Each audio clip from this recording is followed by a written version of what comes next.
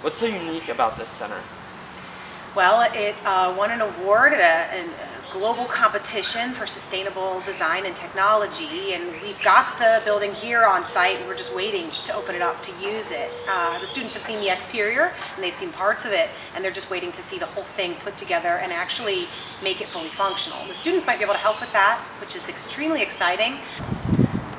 Mr. Morris, as a beginning of his introductory to engineering course, is going to have the students with computer assisted design called CAD, what we call retro engineer this building. One of the big focuses of the grant we wrote with Ohio State University recently that we were funded through the Outreach Education Department was for extended education to the community and to different grade students.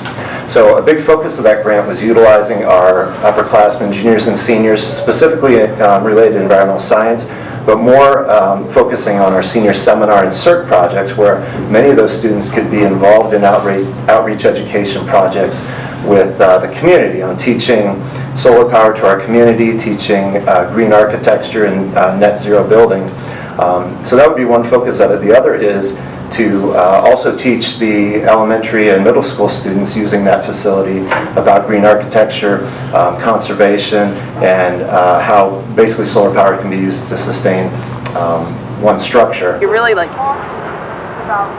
put in a situation where you can interact with the environment, not just learn about it from a textbook. It contains state-of-the-art technology that my students are unaware of. So when I go outside and I show them the passive solar water heater, for example, they see how simple of an apparatus there is, the technology out there. They see how simple it is, how easy it is to understand, how we use the sunlight energy to warm water, and they can see it actually put to use in a dwelling. It offers easy access that other classrooms here don't, because it's out there in the environment itself. You can look out the window and see succession or anything. Right, and you can grasp concepts that you wouldn't understand in the classroom, like the white roof, the solar panels.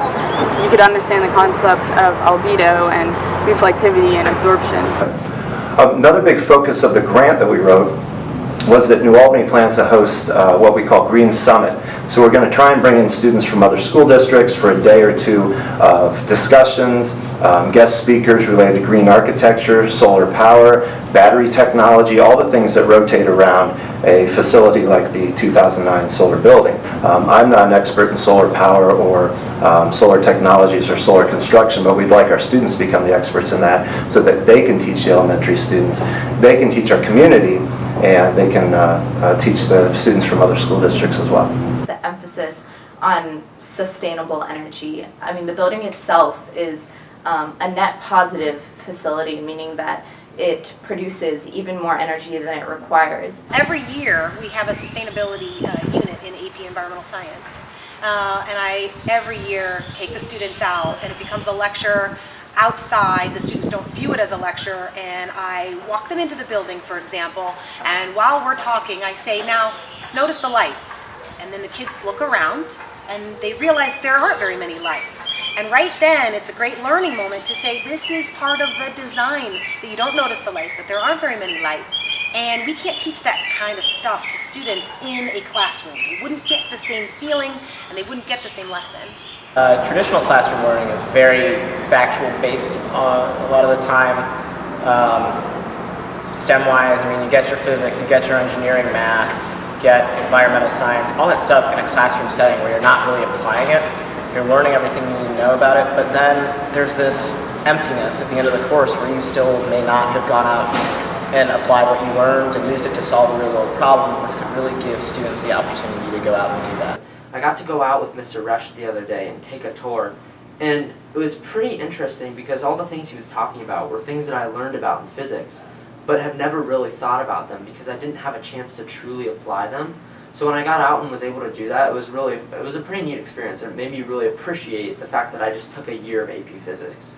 Many students learn by doing as opposed from just like sitting down and reading a textbook. So by actually like doing activities in the OSU Research Center, they'll actually understand the information instead of just memorizing it.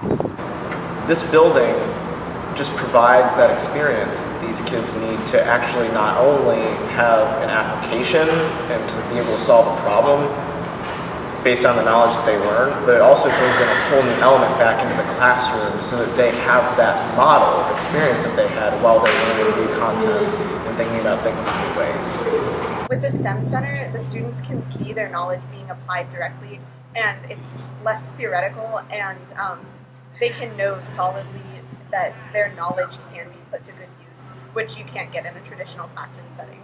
Do you think this building has potential to revolutionize STEM classes within the district? Yes, I definitely think this building has the potential to revolutionize STEM classes within the district. I think it does. This can definitely revolutionize the way we study. Yes, of course. Absolutely, hands down, yeah. Absolutely. What other high school has a building or a facility like this on site? We could offer tours and host events, sustainability and design events for other schools to come and visit us. It's a really exciting possibility. And I believe with the grant that New Albany has already received, there's already money available for us to have and host these types of events. We just now need to get the building up and running.